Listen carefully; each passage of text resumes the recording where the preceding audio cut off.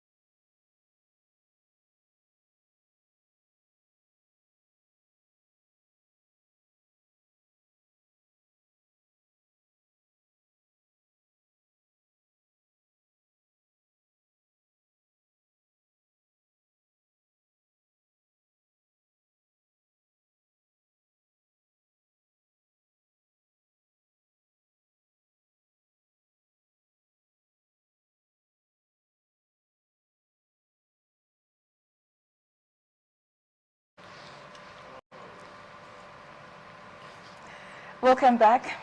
I have the pleasure of Mr. Mufasa Enyomusan in the studio with me today. He's a public affairs analyst. Good morning, sir. Good morning, Antonia. Okay, and also Mr. Hartley Jaja. He is also a public affairs analyst. Good morning, Mr. Jaja. Yeah, good morning, Antonia. Thank you for having me. Oh, it's a pleasure. All right, let's get into today's details.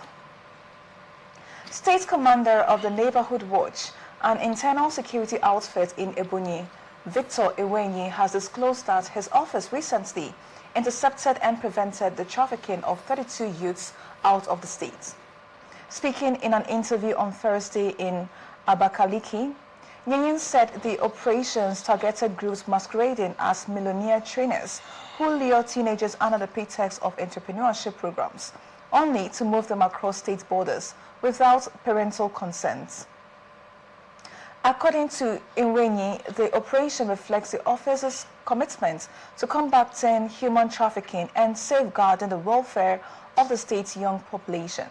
He emphasized that proactive measures, including public sensitization and collaboration with parents, have contributed to a sharp decline in trafficking cases in Ebonyi State. First of all, I would like to commend this private security outfit for what they're trying to do. I'll start with you, Mr. Mufasa. These days, we've noticed a high rise in the young ones trying to, get with the get-rich scheme. From what we've read so far, why these kids or why these youths were being trafficked was because they've been promised to be millionaires. Other than societal pressures, what can parents do to ensure that children or the youth or the young ones do not fall prey to some of these predators who are out there to confuse them or convince them that the only way to get rich is by cutting through corners? Let me equally join you to commend the vigilante group. Like they popularly say that security is everybody's concern, and to that extent, if not for the timely intervention of this group, I'm sure by now those teenagers, young ones would have been, far away, to God knows where. But if I may, I think this whole thing boils down to lack of proper parenting. These are young people, and I'm sure they fall within the ages of 12, 13, 14, 15, 16, and thereabout. They are impressionable. Impressionable in the sense that they could be easily mesmerized. They could be easily swayed by, the things they promised them.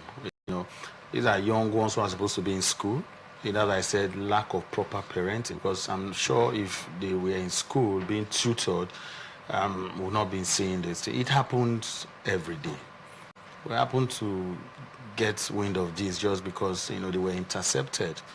A lot of other kids, have been taken away from, their homes and, villages to places that even their parents, we don't even know where they are. Some of them, their parents will even think that they are dead, not only that they are somewhere, living the life of, servitude. So it's quite unfortunate. I also want to use this opportunity to say that government also hasn't really done much, in enabling that, social welfare scheme and other packages that could be used to, as an incentive to lure young ones, to accept education. The free education policy is one. Another one is ensuring that these kids are properly looked after, not just leaving it in the hands of the parents alone. The government also has their own responsibility. When you just build a school and you say, okay, people should go as free education, you also need to ensure that every child of school age, you ensure that at that school hour they are in school. And if as a parent, you instead of sending your kids to school, you want to send them into maybe money-making venture, go and be hawking or selling things on the streets, they become vulnerable. That is where they, interact with those kind of character or elements that would, easily sway them as, okay, I'm taking you to the city. When you get to the city, there are better opportunities for you, Gianna. So it's, we have enough blame to go around, but conclusively, I think the society needs to be more vigilant and aware. When you see things like that, just call on authorities so that, they can intervene and see how some of these things can be reduced to the barest minimum. Okay. Jaja, I think I would take Mufasa's last statement where he said that society needs to be more aware. This is a private or internal security force who were able to intercept this atrocity. Yeah. So we have police, we have the army, obviously in this state as well. But it took the intervention of these private security forces to intercept it. What do you think about when it comes to state policing or communal policing in our communities? What do you think about it? Do you think it can go a long way to ensure the safety of our people, properties, and also, most importantly, our children? Well, when we talk about, security, I like to term security not just something of the, administrative effort or something of, those in charge, maybe the army, the police, and, those people that we've always known are in charge of security. Right now, security has been decentralized into, our local governments, our communities, and all. And you would agree with me that these security outfits, these vigilantes and the rest that have come out have been of, great help. And I think the places where, the rural communities where these armies, these police cannot, intercept quickly, where the locals there, know.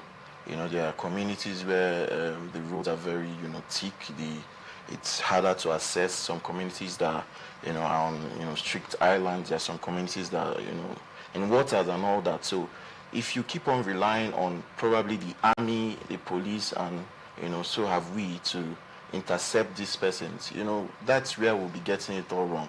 And that's why I commend some, security policies that have been going on, at least decentralizing this security, amongst, different patches and all.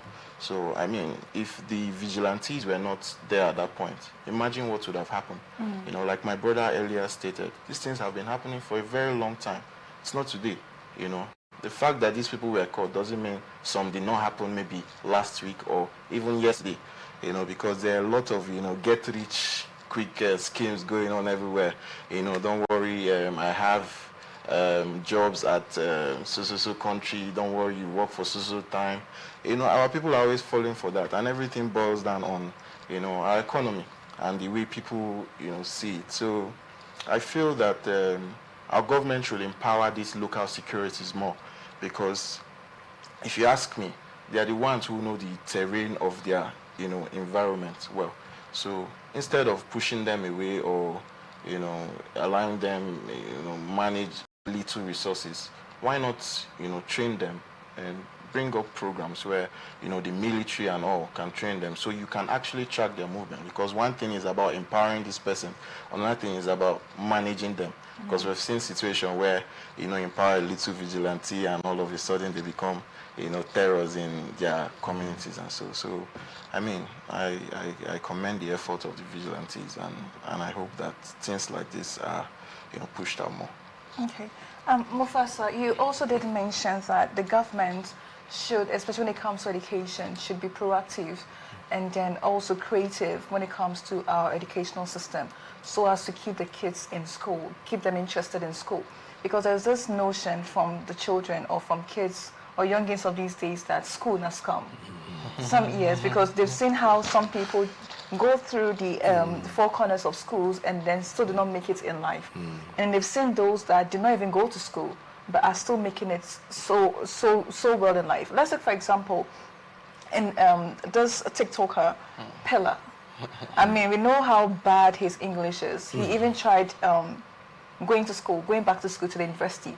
But after going there for a day, he decided not to go back because according to him, he's in the same classroom with 40-something-year-old men and women who have not still made it.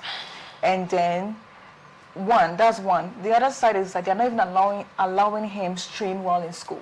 So him knowing how much he makes in an hour or in a minute, and then going to school for 8 hours and then not being paid for going to school and losing that amount of money. He'd rather not go to school than when he's old enough, around like 40 years old, he cannot go to school because he's seen people of that age still schooling. So how can we improve on our educational system in such a way that it can attract all sort of people? Because in other climes, we've seen how they are creative with the educational system. Especially they make way for people like Pella you know, to still have access to education and still be able to do what they are doing and making money on the side? How can we make education very attractive for our young ones? Thank you very much. I believe that in that aspect, the foundation is very important. You know, I don't want to begin to mention it. The young man, he has decided for himself what he wants, and you know, maybe with time, when he starts giving birth to children, he will understand that you know they need to send them. They need to send them to school. He's lucky that he's making it in the society, and you know he's doing well for himself. And funny enough, you know, a lot of young people see, you know, people like this as their role model. You know, you see a young man, a young boy who is just in his early, you know, teens, 11, 12. The first thing that comes to mind is, how do I make it? How do I start driving, you know, expensive cars and all of that? Because the society, we have lost our moral compass. Yeah. You know, even parents these days, you know, send their kids, yes, to HK, you know what they call HK, where they go to learn. I don't know what HK. Yeah, they go to learn the internet fraud, cyber fraud. So, you know, it's a foundational problem. That is why I said initially, you know, my initial deposition, that government equally has a role to play. Yeah. You can still set up a team, or maybe, I don't want to use task force, because when you've attached task force to a group of people, they remove the task and focus on the force. You understand me? So they can go around and ensure that as a parent, we've made this education, at least basic education, free. And you as a parent, you must ensure that you give your kids that opportunity to attend the school. And also, what are they equally learning in school? Don't be surprised that some of these things they learn, this, you know, want to start driving Benz in secondary school. You see it on social media. They learn it from school.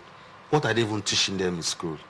So it has to be a total overhauling of the entire system. It's quite an enormous task, but it's something that, you know, we should be prepared to do. Otherwise, I think the future will be so, you know, I don't know how to paint the picture.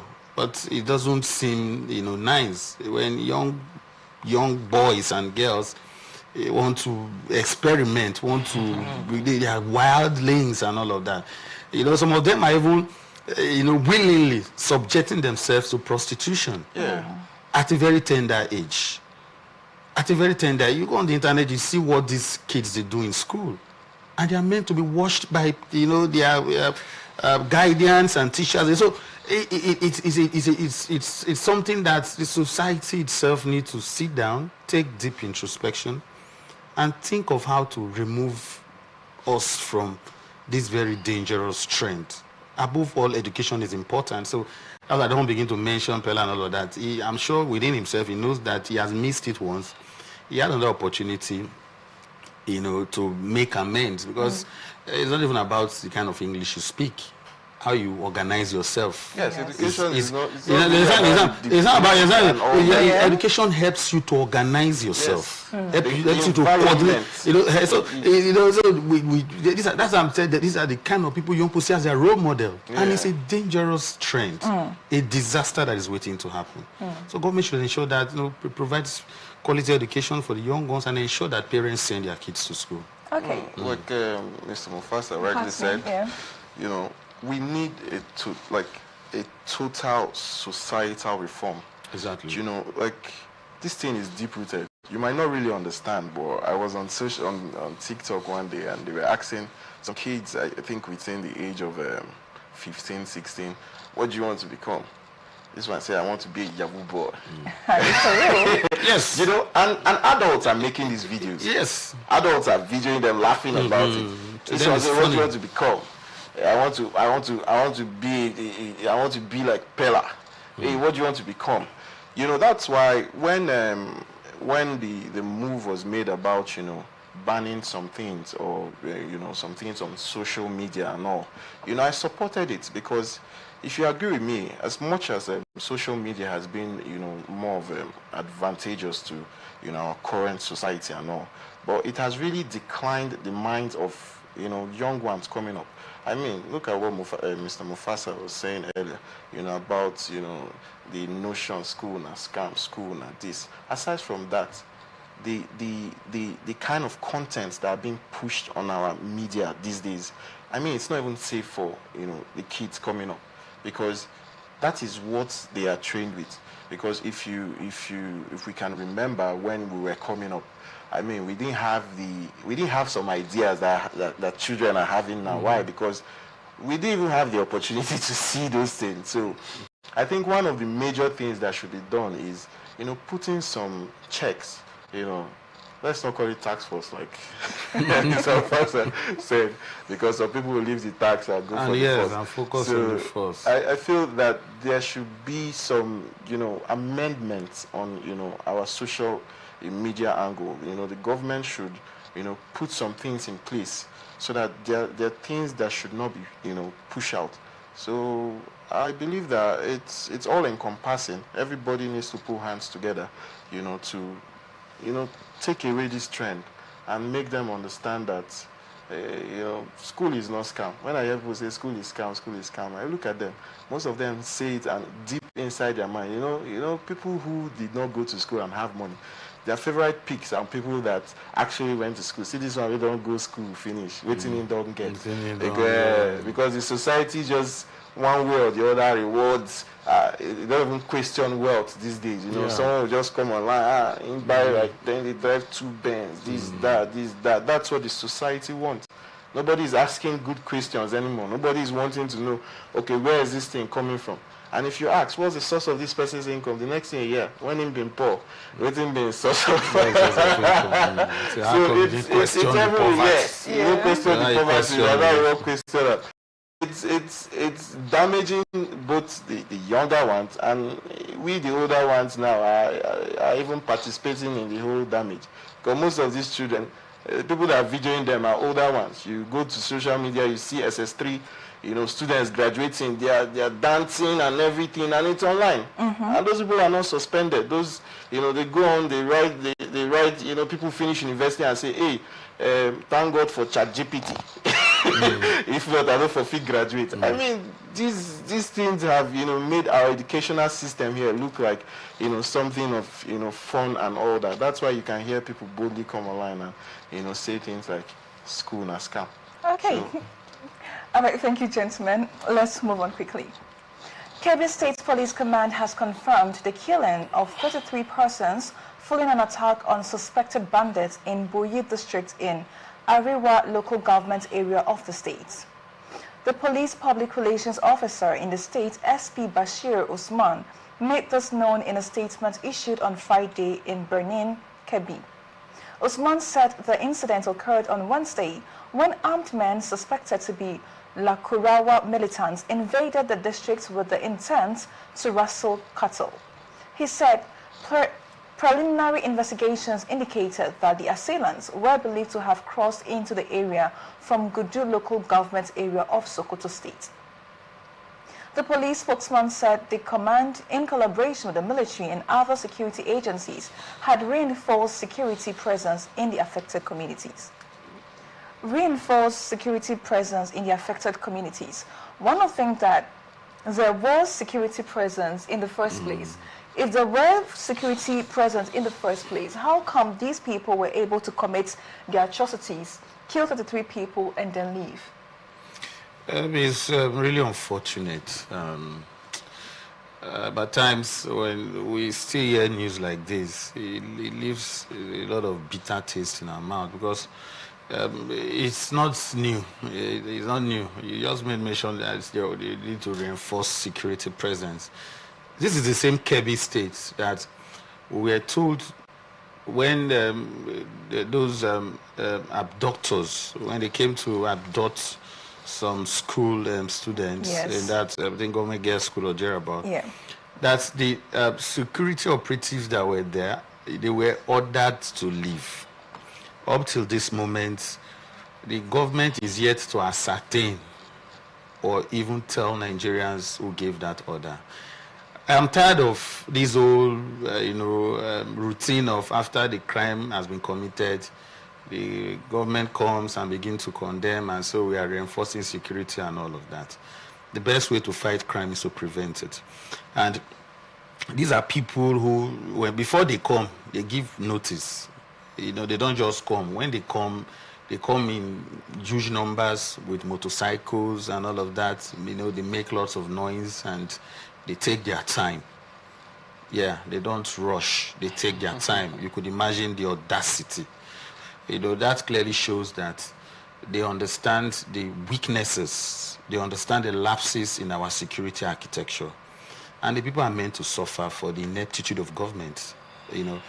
My sympathy to the family and the people that were killed. It's unfortunate that we have a government that has failed in its responsibility to protect lives and property, which is the primary responsibility of every government, whether it's federal, state, or local. It is your primary responsibility.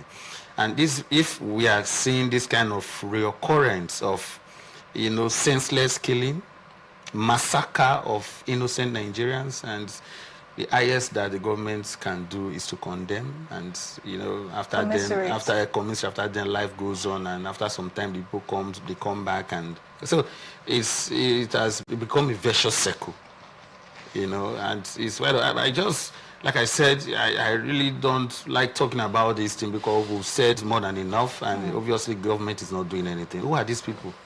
What do they have that the state does not have? Where are they hiding that they cannot be fished out? So for me, like I said, maybe to get to a point where the people would have no other choice than to take up arms and defend themselves, since government at all levels have failed to protect them.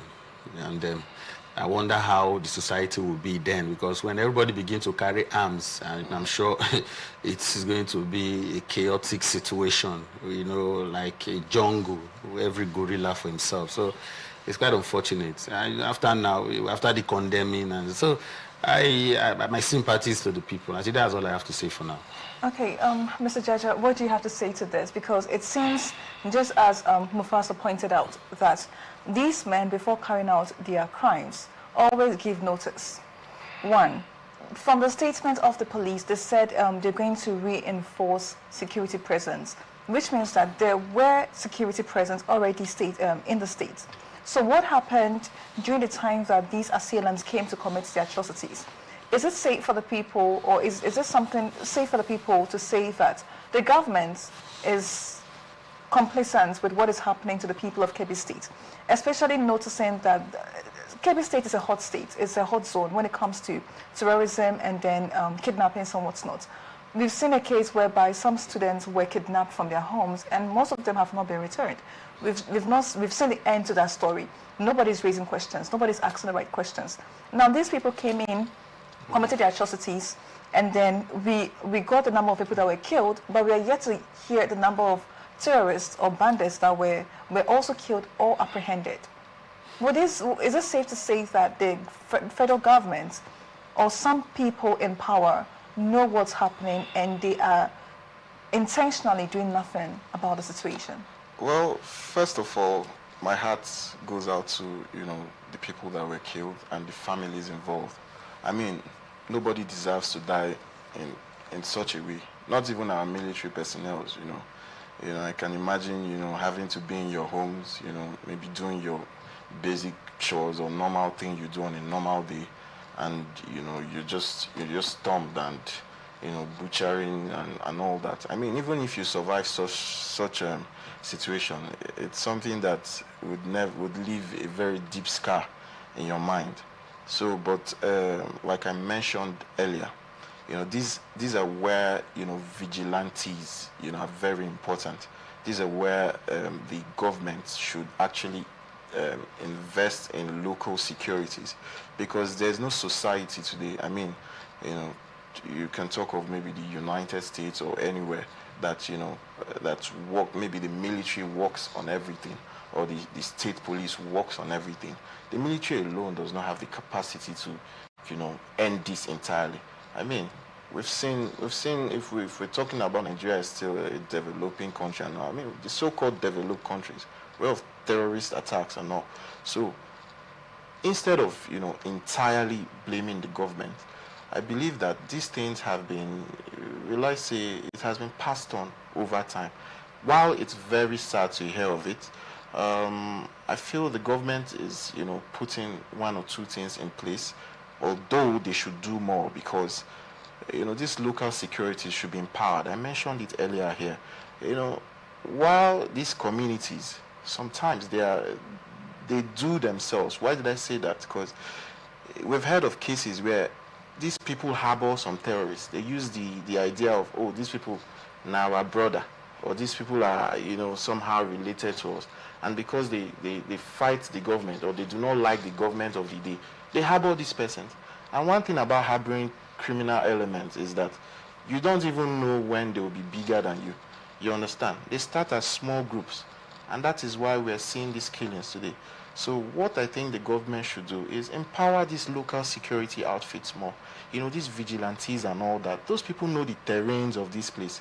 You can send newly recruited soldiers and they fill up those, states, those LGAs and all. But they might not really know, the nook and crannies of, this environment. That's why those vigilantes are very important. And I would suggest that over time, the government should look into that more, and these people should just be empowered, because hearing these killings every day, it's heartbreaking, and it makes the people, give up on the government of the day. Okay, let's move on. No fewer than 117 repentant terrorists from Borno State have completed the disarmament, rehabilitation, and reintegration program under Operation Safe Corridor as the initiative expands to the northwest. This is as the Benue State government has requested the establishment of a DRR camp in the north central region. A statement issued on Thursday by the Director of Defense Information, Major General Samela Uba, said the graduation was disclosed at a high-level stakeholders meeting convened by the Defense Headquarters at the Nigerian Army Resource Center to finalize modalities for transferring rehabilitated clients to national and state authorities for reintegration. The coordinator of Operation Safe Corridor, Brigadier General Y. Ali, said the 117 graduates completed the DRR process at Malam City Camp in Borno State. He described the development as a reflection of improved coordination between federal and state authorities on reception, monitoring, and community reintegration.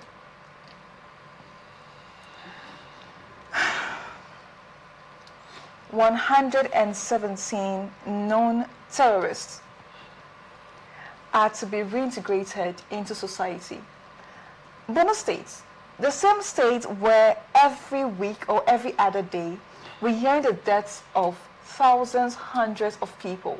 Today in Borno State, we have so many internally displaced camps. We have widows, we have orphans, we have lack of education, all due to these bandits. I'm never going to call them bandits, terrorist attacks. Today, 117 of them, not of them, 117 graduates from the DRR is being reintegrated back into society. What happens to the lives that were lost, the properties that were destroyed, the kids whose livelihood or whose life or whose childhood was destroyed? How is the reintegration of these people going to heal the souls of these individuals who lost their lives senselessly in these attacks? What does this say to our fight against terrorism in Nigeria? Are we even serious in the fight against terrorism, Mufasa? Well, I like the last question you ask, and it's a rhetorical question. We're not serious. We're just not serious. Repentant terrorists. Graduates. They are graduates from where? From a camp somewhere.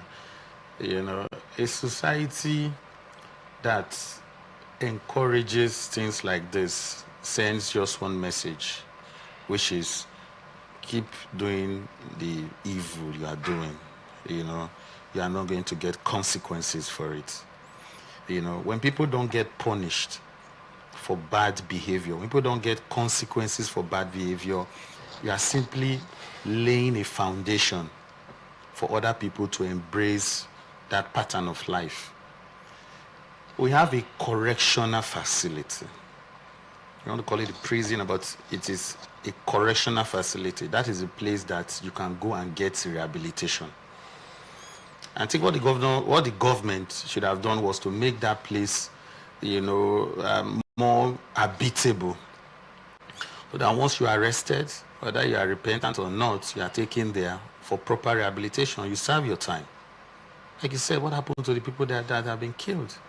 What happened to the motherless, to the widows, to the orphans? You know, that's why there was never a time I've ever supported amnesty for anybody, whether it's Niger death or death. For me, that is rubbish. Anybody who has committed a crime should do the time. When you go to prison and come out, I mean, you will understand that maybe like 10, 5, 15, 20 years of your life, have been taken away by the state. When you come out, you be either a better person or you want to be the worst person than what you were. You will understand that there are consequences. You get? But when we operate a society where somebody, after committing all manner of crime, after killing and maiming people, what they just give you is a slap on the wrist, and so they take you to one camp rehabilitation and all of that. Okay, what is the essence? Because we are still seeing the killings. Assuming that these people, they come out to say we have repented, ordinarily we should be seeing them giving the Nigerian government sufficient information to track down their former colleagues. That should be the advantage. Oh, I've repented, and I'll be willing to divulge information about where they are keeping the people they have, the abductees, or the camps that they are hibernating. So if we are not getting information from them as to how to track down the remaining, terrorist elements in the bushes, so what is the essence? That they come, you sew uniforms for them, you take them and keep somewhere. After like 6-7 months, you bring them out and say you want to do reintegration. After some time, they fall back to their old life because they are getting more money while they were still kidnapping. Well, because they of course, they weigh the options. Now that we have repented and we have been reintegrated into the society, maybe they will try one or two crafts, and they are not getting what they were getting before when they were still, operating the life of crime. They easily fall back with more information to go and give to their former colleagues. So it's not working. And when you're operating a system that is not working, you cannot continue to be doing the same thing over and over again. I'm expecting to get a different result. There's a name for that. So for me, I'm not buying what they are selling. I'm not buying. I'm sure a lot of Nigerians, they are not buying it. They need to be more serious in fighting banditry and terrorism in this country. And this particular approach is not one of the best. It's not even one of, a viable approach to apply. Once you arrest them, you take them to the correctional center for them to get proper rehabilitation. When you do the crime, you'll be ready to do the time. That's how society operates. That's the only way you can reduce crime, criminality, terrorism, whatever, to its barest minimum. Okay. Jaja, what's your reaction to this sad, unfortunate story? It is sad and unfortunate because 117 bandits, they have been rehabilitated. The lives that were lost is gone forever. The families and homes that were displaced and destroyed is also gone forever. Some of these people, years after the atrocity committed by these bandits, are still, they're not even finding their food. They are still nowhere to where they were before. We've seen how that has also affected our economy. Borno State, most of these states were part of our agricultural hub. But now we're suffering economically in Nigeria. Food prices is high and what's not. Let's forget about the economy. The lives that were lost, the families that were destroyed, the properties that were lost also in the process. Is it worth it to have these people reintegrated back into society? Who even wants them in society?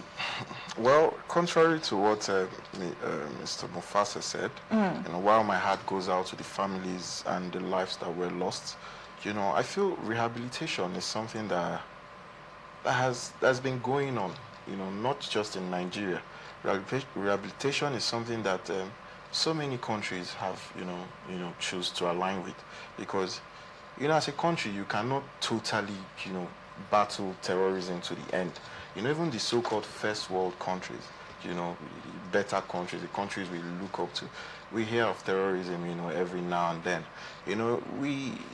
We're not the only people who do this rehabilitation stuff. And the idea of rehabilitation is not because we are weak. It's because in fighting crime, in fighting terrorism, in fighting some things in the society, you need to be diplomatic about it, While knowing that you cannot entirely kill this stuff, why not give these people, some chance to redeem themselves? Yes, I was not, entirely in agreement with the whole amnesty thing, with previous governments, but when we're looking at Tinubu's administration, there are a lot of security reforms that have been going on. And while we haven't gotten it 100%, but you can agree with me that some security pouches that have been coming up, let's say that of some Niger Delta agitators of before, we know of government and Tompolo, in his Tantita security. You can agree with me that for a very long time, the issue of fire, Bonkri, has come down to its lowest. Tompolo was, one of the Niger Delta, agitators of before, and we know what that means before now. But this person, have been rehabilitated.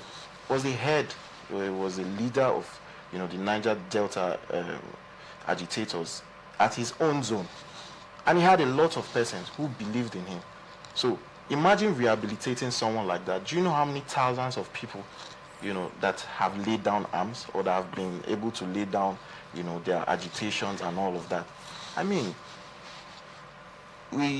during the previous administration, we always complain of black suits and all, and the issue of fire was very high, and they've been giving amnesty.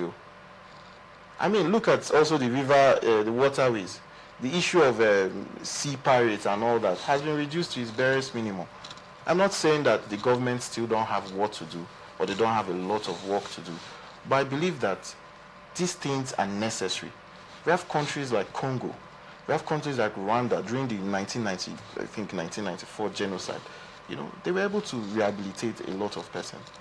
They didn't do it because maybe, they can't do other things. But in fighting security, you need to also look at the diplomatic sides of it, because you cannot get all these people entirely. What do these people want? First, plea into their minds. What do they really want? You understand? What are their problems? There are some that they just want terror. There are some that need a source of livelihood. You understand? While you cannot catch them all, what do you then do? You put things in place. The ones that are willing to come out. We'll be able to give you this. We'll be able to give you that. We'll be able to rehabilitate you. Where people's concern should be, it's not about rehabilitation. It's about the people involved in rehabilitating these persons, if they are doing the right thing. Because most of these persons, they are acting out of hunger.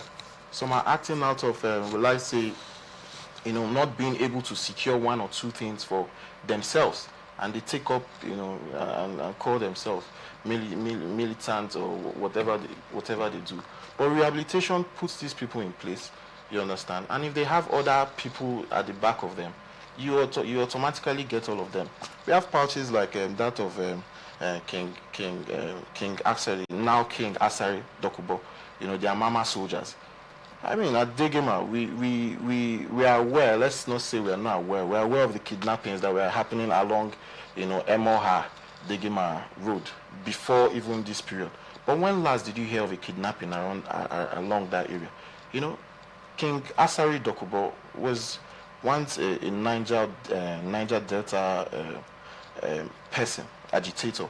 So these amnesty programs, or will I say rehabilitation programs, have been able to bring all these people together. And right now, he's doing wonders in the community. Whether you like Asari or you don't like him, you can attest to the fact that security has been maintained along that road. I mean, years back, my mother was kidnapped on that Emoha road, just daytime.